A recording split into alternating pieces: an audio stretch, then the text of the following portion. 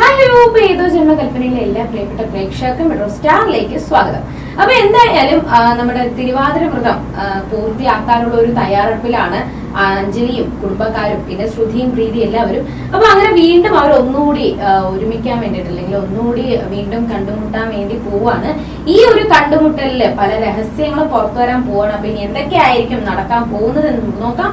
അതിനു മുൻപ് ആദ്യമായിട്ടാണ് ഈ ചാനൽ കാണുന്നതെങ്കിൽ തീർച്ചയായിട്ടും സബ്സ്ക്രൈബ് ചെയ്യുക. അപ്പോൾ ഞങ്ങളുടെ പുതിയ സീരിയലിന്റെ വീഡിയോസ് എല്ലാം നിങ്ങൾക്ക് ലഭിക്കുന്നതായിരിക്കും. അപ്പോ ശ്രുതിയുടെ മുഖത്ത് വീണ ആ കുങ്കുമം മാഞ്ഞു പോവാനായിട്ട് കടലമാവ് നല്ല ബെസ്റ്റ് ആണ് എന്ന് ശ്യാമ ശ്രുതിയോട് പറയുന്നുണ്ട്.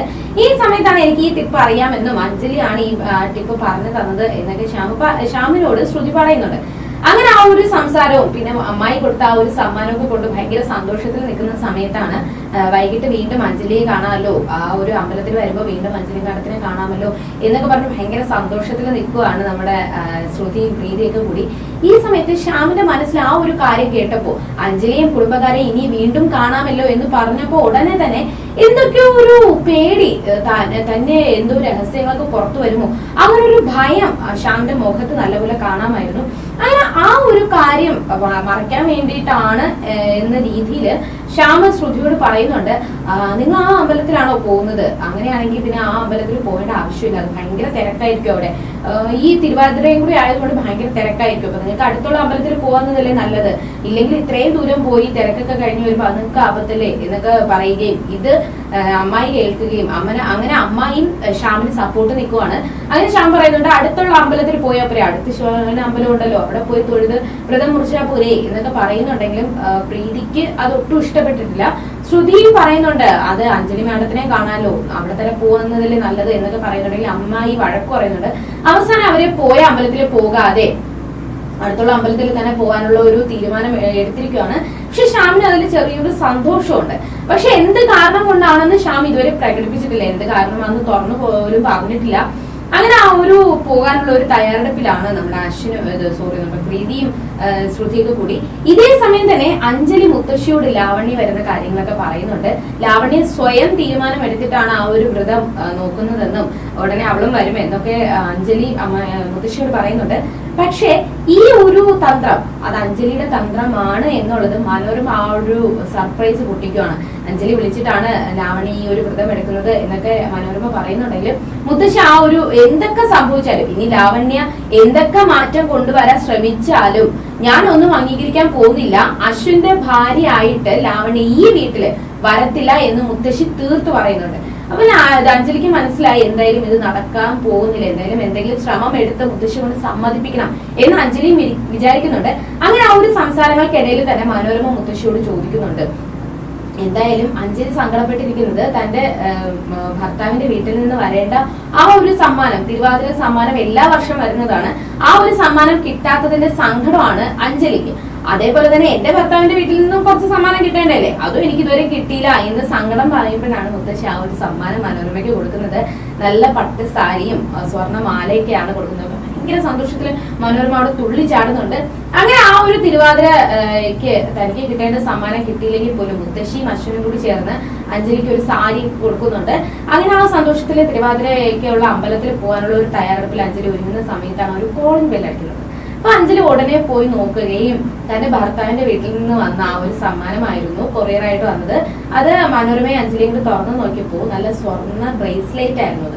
അപ്പൊ ഭയങ്കര സന്തോഷമായി അഞ്ജലിക്ക്. അങ്ങനെ ആ സന്തോഷത്തിൽ തന്റെ ഭർത്താവിനെ ഇനി കുറെ നാളുകൾക്ക് ശേഷമാണ് കാണാൻ പോകുന്നത്, അതിന്റെ ഒരു ത്രില്ലിനും കൂടിയാണ് നമ്മൾ അഞ്ജലി. അങ്ങനെ ആ ഒരു പൂജയ്ക്ക് പോകാനുള്ള ഒരു ഒരുങ്ങി സുന്ദരിയായിട്ട് ഇറങ്ങുന്ന സമയം ഇതേ സമയം തന്നെ നമ്മൾ പ്രീതിയും ശ്രുതിയും കൂടി അമ്പലത്തിൽ പോകാനായിട്ട് പുറപ്പെട്ടിട്ടുണ്ട്. അപ്പൊ അവർ രണ്ടുപേരും കൂടി ഇങ്ങനെ സാരിയെ കൊടുത്ത് നല്ല സുന്ദരിയായിട്ട് വരുന്നത് കണ്ടിട്ട് പെട്ടെന്ന് ശ്യാം ഇങ്ങനെ ഞെട്ടിപ്പോയി. ശ്യാമിന്റെ കയ്യിൽ ഒരു കവർ ഉണ്ടായിരുന്നു, ആ കവർ പാക്കറ്റ് താഴെ വീഴുവാണ്. അപ്പൊ ഇവരെന്താ താഴെ വീഴുന്നത് എന്ന് പറഞ്ഞ് ഞെട്ടി താഴെ നോക്കുമ്പോ അതൊരു സാരിയായിരുന്നു. അപ്പൊ ഇത് ശ്യാം ആരെയോ സ്നേഹിക്കുന്നുണ്ടെന്നും ആ സ്നേഹിക്കുന്ന പെൺകുട്ടിക്ക് കൊടുക്കാനാണ് എന്നുള്ള രീതിയിൽ ശ്രുതിയും പ്രീതിയും കളിയാക്കി സംസാരിക്കുമ്പോൾ അത് തന്റെ ഫ്രണ്ടിന്റെ ഭാര്യയ്ക്ക് കൊടുക്കാൻ വേണ്ടി തന്റെ ഫ്രണ്ട് തന്നു വിട്ടതാണ്, അത് കൊടുക്കാൻ വേണ്ടി പോകുന്ന ഒരു ശ്രമത്തിലാണ് ഞാൻ. ആ ഒരു വഴിക്ക് പോകുമ്പോൾ ഇതും കൂടി കൊടുത്തിട്ട് പോവാം, അങ്ങനെ പോവാനായിട്ട് ഞാൻ പോകുന്നുണ്ടെന്നൊക്കെ പറഞ്ഞ് എല്ലാവരോടും യാത്രയൊക്കെ പറഞ്ഞ് പോകുന്ന സമയത്ത് അമ്മായിയും പറയുന്നുണ്ട്, നീ എത്രയും പെട്ടെന്ന് വരണം, നീ വന്നാൽ ഞങ്ങൾക്ക് കുറച്ച് സമാധാനവും, ഞങ്ങളിവിടെ ഒറ്റയ്ക്ക് ഒറ്റയ്ക്കല്ലേ ഉള്ളൂ, അപ്പൊ നീ കൂടി വന്നു കഴിഞ്ഞാൽ എനിക്ക് കുറച്ച് സമാധാനമാവും എന്ന് അമ്മായി ശ്യാമിനോട് പറയുമ്പോൾ ശ്യാം മനസ്സിൽ പറയുവാണ്, ഒരിക്കലും ഇത്ര സുന്ദരിയായിട്ടുള്ള എന്റെ ശ്രുതിയെ വിട്ടിട്ട് ഞാൻ ഒരിക്കലും ഇവിടെ നിന്ന് പോകത്തില്ല, ഞാൻ ഉടനെ തന്നെ തിരിച്ചു വരും എന്ന് ശ്യാം മനസ്സിൽ പറയുന്നുണ്ട്. അപ്പൊ ശ്യാമിന് ശ്രുതിയെ ഇഷ്ടമാണെന്നും തന്നെ കല്യാണം കഴിക്കാൻ താല്പര്യമുണ്ട് എന്നുള്ള രീതിയിൽ ശ്യാം മനസ്സിൽ ഇങ്ങനെ പറയുന്നുണ്ട്. പക്ഷെ അതൊരിക്കലും ശ്രുതിക്കൊന്നും മനസ്സിലായിട്ടില്ല. അങ്ങനെ ശ്യാമൊക്കെ പുറപ്പെടുന്നുണ്ട്. അവർ അമ്പലത്തിലോട്ട് പോകാനായിട്ടുള്ള തയ്യാറെടുപ്പില് അവരെല്ലാവരോടും യാത്രയൊക്കെ പറഞ്ഞ് പോയിട്ടുണ്ട്.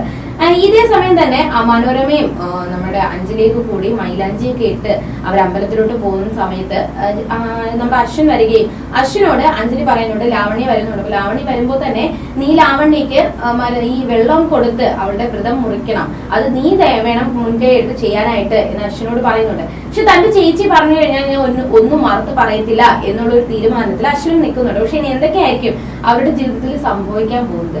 ശ്യാമിന് ഇപ്പോ ശ്രുതി ഇഷ്ടമാണ് എന്ന് ശ്യാം തന്നെ മനസ്സിൽ സ്വയം പറഞ്ഞ സ്ഥിതിക്ക് ഇനി എന്തായിരിക്കും സംഭവിക്കാൻ പോകുന്നത്? ആ ഒരു പ്രണയം ശ്രുതിയോട് തുറന്നു പറയുമോ? ശ്രുതി ഇനി അത് നിരസിക്കുമോ അതോ സ്വീകരിക്കുമോ? അതേസമയം ശ്യാമിനെ ചുറ്റുപറ്റി എന്തൊക്കെ രഹസ്യങ്ങള് ഉണ്ട്. ആ ഒരു രഹസ്യങ്ങൾ കൊണ്ടാണ് ശ്യാം എന്തൊക്കെയോ അശ്വിനെയും അവരുടെ വീട്ടുകാരെയൊക്കെ കുറിച്ച് പറയുമ്പോഴും അല്ലെങ്കിൽ അവരെ കാണുന്ന സമയത്തും മറയുകയും അവരെ കാണാതിരിക്കാൻ വേണ്ടി മറിഞ്ഞ് ഓടിപ്പോവുകയും അല്ലെങ്കിൽ അവരുടെ കാര്യം പറയുമ്പോൾ എന്തൊക്കെ ഭയം ഉള്ളിൽ തോന്നുന്നതും ചെയ്യുന്നത്. പക്ഷെ എന്തൊക്കെ അവരുടെ തമ്മിൽ എന്തോ ബന്ധമുണ്ട് എന്ന് ഉറപ്പാണ്. അത് എന്തായിരിക്കും? ഇല്ലെങ്കിൽ ആ ഒരു രഹസ്യം എന്തായിരിക്കും? ആ രഹസ്യം ചുരുളഴിയുമോ? ഇനി ആ ഒരു രഹസ്യം ചുരുളഴിയുന്ന സമയത്ത് ആരുടെ ജീവിതങ്ങളായിരിക്കും മാറി മറിയാൻ പോകുന്നത് നമുക്ക് നോക്കാം. അതിന് അപ്പോ എന്തൊക്കെയായിരിക്കും സംഭവിക്കാൻ പോകുന്നത് നമുക്ക് നാളെ കാണുമ്പോൾ